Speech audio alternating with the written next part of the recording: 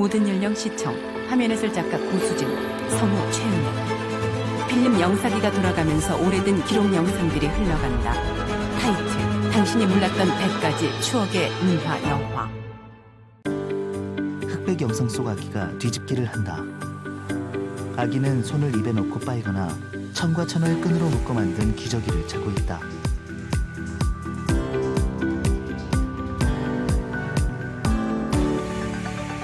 우는 아기를 어르는 엄마의 모습과 단체로 급식을 먹는 아이들의 모습도 이어진다.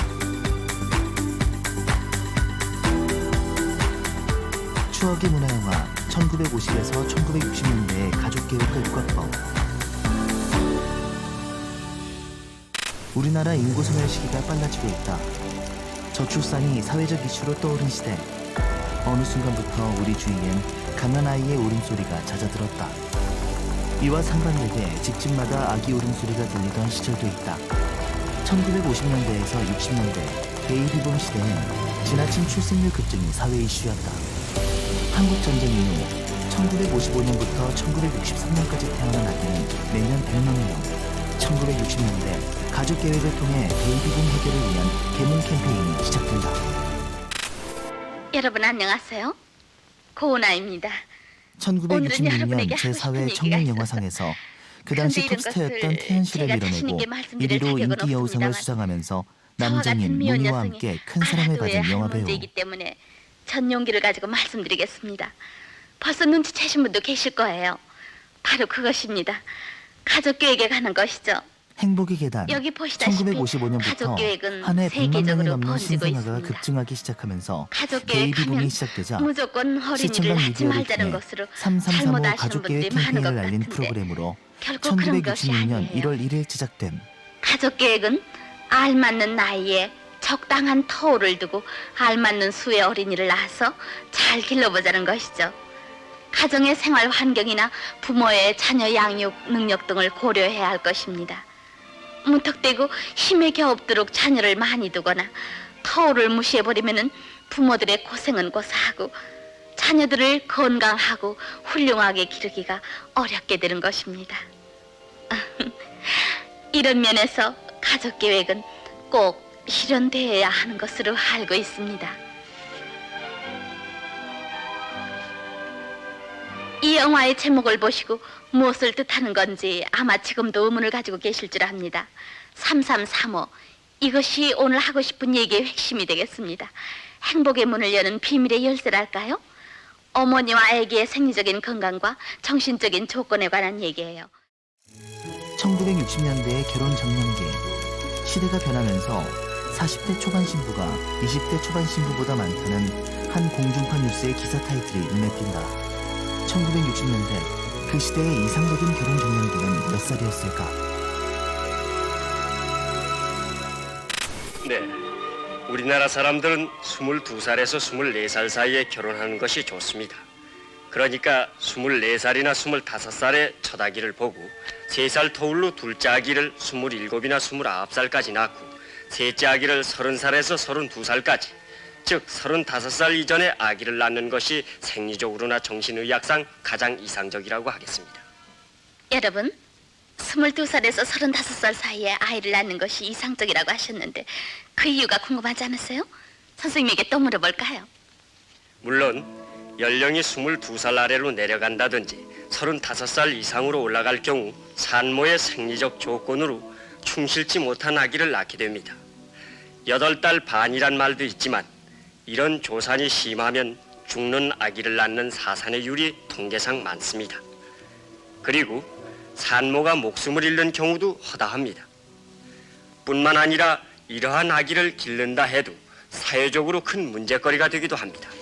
그러니까 생리적으로 가장 안전한 시기에 아기를 낳는 것이 좋다는 것입니다. 네, 가족계획도 좋지만 시기를 맞추지 못하면 아기나 어머니에게 불행을 가져오는 결과가 되고 마는군요. 여러분, 알맞는 시기 22살에서 24살에 결혼해서 35살 안에 하길. 저도 24살을 넘기지 말아야겠어요. 그리고 3년 터울이 좋다고 하는데요. 그 이유를 물어볼까요? 어머니가 아기를 가질 때 어머니의 몸속에 제일 처음 아기의 크기는 분필가루만한 크기밖에 안 됩니다.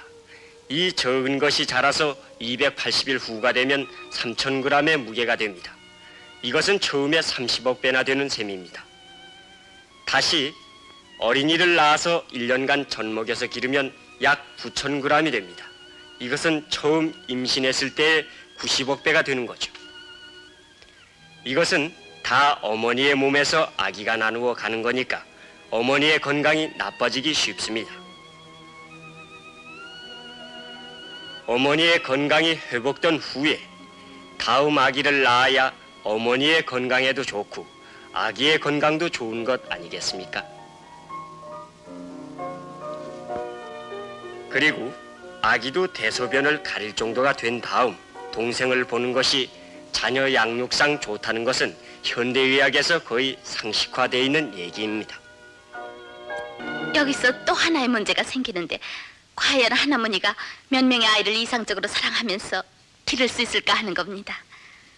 네, 우리가 흔히 볼 수 있는 것으로 첫 아이나 둘째 아이까지는 아주 이상적으로 잘 기르는 어머니들도 셋째나 넷째 아이부터는 제대로 돌보지 못하고 되는 대로 버려두는 예가 적지 않습니다.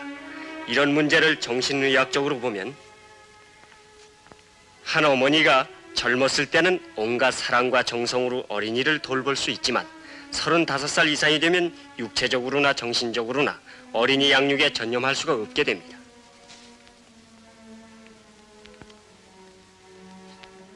그와는 반대로 어린이가 하나인 경우가 있습니다.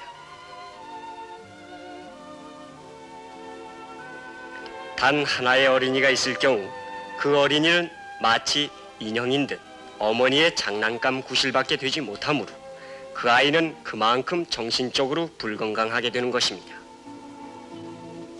한복 차림의 어머니가 소반에 밥상을 차려 외동아들에게 가져다 준다. 말하자면 지나칠 정도로 기울어지는 어머니의 정성에서 오는 아기의 생트집이나 버릇없는 투정이 그 좋은 예라 하겠습니다. 1966년 상상 3호 가족계획. 22살에서 24살 사이가 결혼 정년 중이며 3년에 하나씩 3살 터울로 35살까지 셋째 아이까지만 갖자는 것이다. 산모가 건강을 회복하고 첫째가 대소변을 가린 다음 둘째를 봐야 자녀 양육에도 좋은 영향을 준다고 계명했다. 이것으로 3335의 원칙을 아셨겠죠? 3년에 하나씩 셋을 35살 이전에 낳자는 거예요. 그럼 이 3335의 원칙을 달성하려면 구체적으로 어떤 방법이 있냐고요? 전문 의사 선생님께 알아볼까요? 우선 가장 경제적이고 간편하면서도 몸에 아무 지장을 주지 않는 것이 이 루프 피임법입니다. 이 장치를 없애면 바로 임신할 수 있으므로 터울을 만들 수가 있습니다. 이러한 방법으로 3335, 즉 3년에 아기 하나씩 셋을 35살까지 모두 낳도록 권하고 싶습니다. 여러분, 가족계획은 여러분 일생의 행복을 저울질하는 것입니다. 아직 미혼이신 분은 결혼과 동시에 가족계획을 하시고 늦으신 분일지라도 지금이라도 늦지 않으니 곧 실천해 보십시오. 3년에 하나씩 셋을 35살까지 잊지 마세요. 감사합니다.